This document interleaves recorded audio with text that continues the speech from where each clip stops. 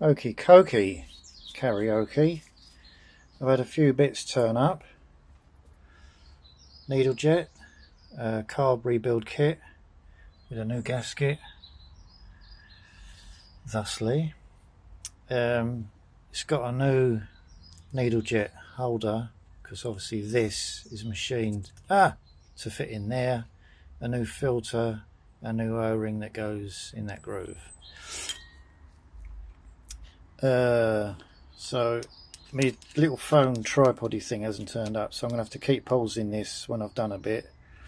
Also, my new air filter foam, so that I can replace this jobby. Get the air filter back. I'm still waiting for the wintergreen and the rubbing alcohol. So the carb has been cleaned. It doesn't look it, but that's clean. This hole that was blocked, comes out there, is now open. I soaked it in acetone, blew it out, acetone, blew it out, blah, blah. There's a jet in there. You can't see it. Just give me a torch.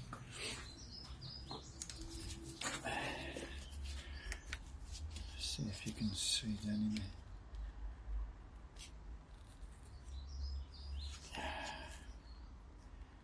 There is a tiny little jet. Yeah, I see it, just glowing, just that. It is smaller than a small thing. And once my rubber lube's here, I can clean that up, put a bit of rubber lube on the diaphragm, and that holds it in place. It's a weird setup, this, because that's your main jet, and when your diaphragm sits on there, that needle fits down into that hole right in the middle. Where's my finger? That hole there. And that's your main jet. Under there, get this in focus, under there is your pilot jet, which again is tiny weeny. And let's get my torch back out.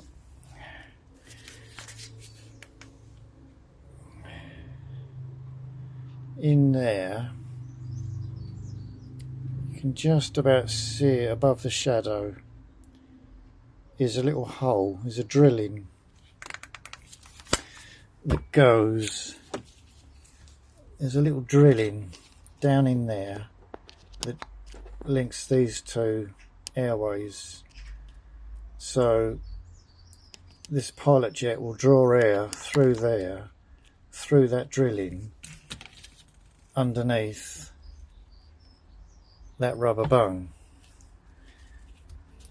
which I've never seen before. It's a strange little setup. So I'm going to pause this, take that screw out, take this clamp off, get this out, and then I'll resume. Bear with. Alright, that took all of about 10 seconds. Little clampy bit, little screwy bit, crusty. That's the little filter, that little bobbly bit on the end is that little filter. In there looks a bit crusty, so I shall give that a clean up and then put the valves and stuff back in. The needle jet, this one's nitrile or something coated. It won't. Oh yeah, look. See the little ridge around the black bit? If it stays in focus, that's a little wear mark. Although what the carb wasn't leaking, and the angle of that, that's better. Look at that. The angle of that jet corresponds with the inside of that. That's the same angle, so that's what seals it. So let's give that a clean up and I'll be back. Right, it's cleaned up, tool sheet.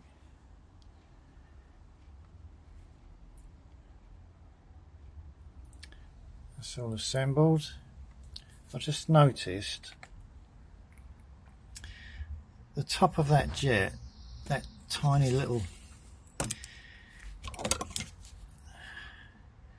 this bit is spring loaded inside. The old one, God, what am I doing? The old one has got like a little holder on it. Go away. And this one isn't sprung loaded in, or it's all corroded up.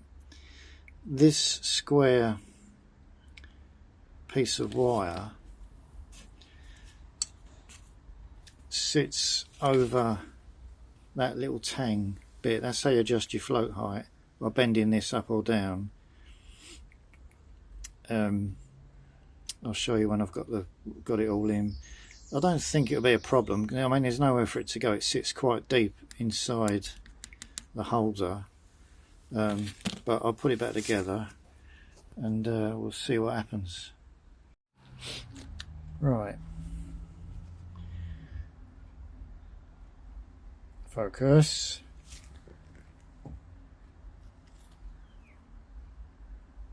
God damn it. That's all back together. I'm going to have to double check because that, I had to bend that up quite a way. There's no, you can see there's no little, you see it's not in focus for a start.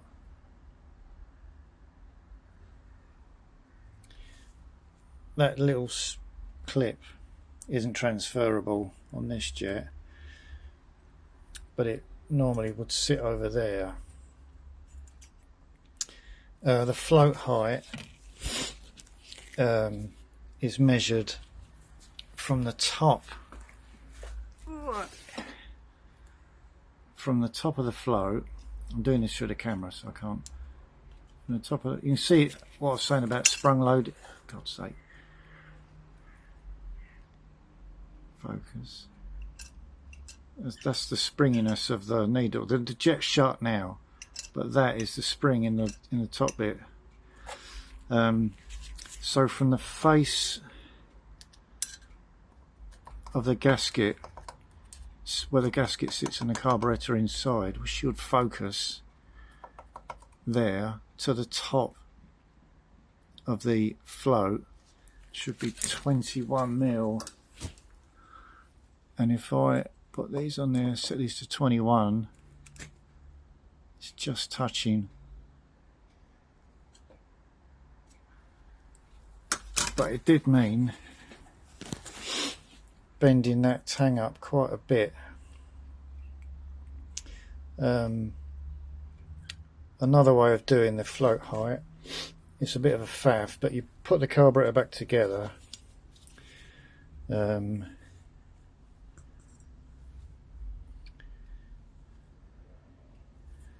it going on there? Stick the carburetor back together, put it up the right way, make up something that goes in there with a very thin rubber tube, and then loop the rubber tube back so it's above the height of the carb. I can't, let's see if I can. Alright, hold on. Right. So you've got a rubber tube coming out and coming up to here. Put petrol in, and when the see, now it's upside down, the floats have dropped down. There's nothing to make them float. As the petrol goes in, the floats will rise.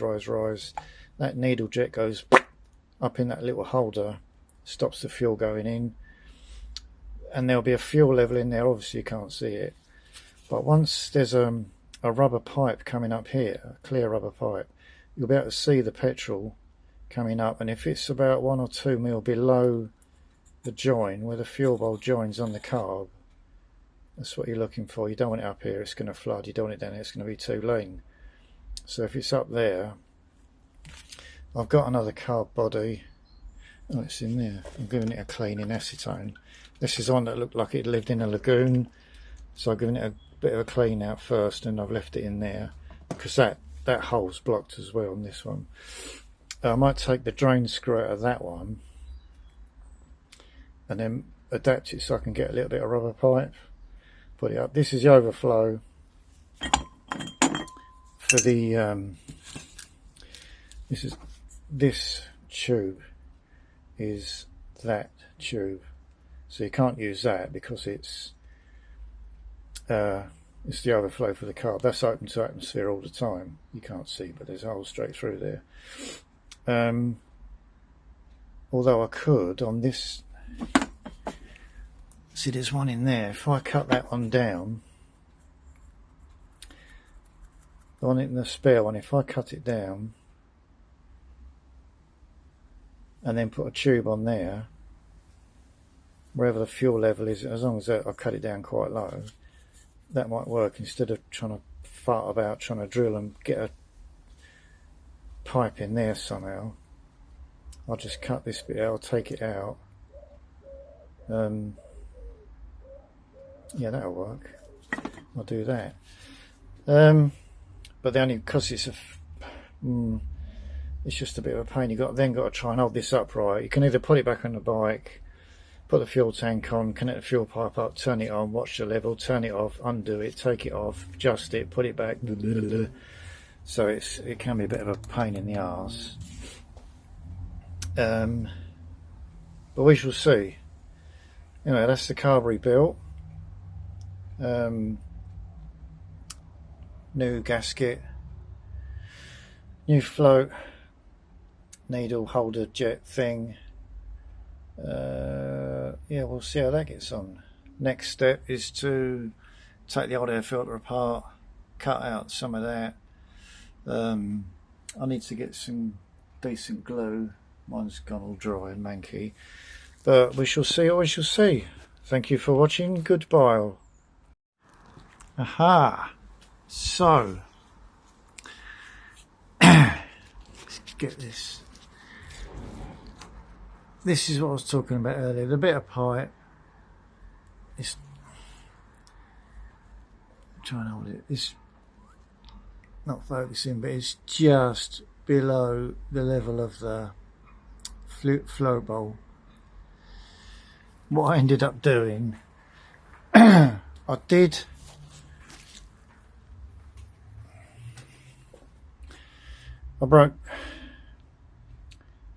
broke that off. You can see straight through it, but I had no pipe small enough. That's about 4mm. What I needed was something like a motorcycle battery breather pipe, the thin plastic pipe. But I did have some 6mm pipe and a 6mm spigot, but unfortunately it's a Y piece. So I cleaned it all up, and I cleaned up the drain bolt. It's going to focus on the bloody compressor. Cleaned up the drain bolt and all round there, all underneath there, and then soldered it on. This end just goes to a bolt, and the other end, although it's kinked, the petrol's still flowing, and the other end is at the wrong angle now, but that fuel level there is just below the fuel bowl on the other side. Right, if I can get it sort of horizontal-ish. So that's not three bad. Bit of Heath Robinson. So now just wait for me rubber lube, the winter green, then I can make my air filter, that red stuff there. Yeah, happy with that. I'll turn the fuel off. Oh, maybe not. I've got to rebuild that as well. This bloody thing stuck.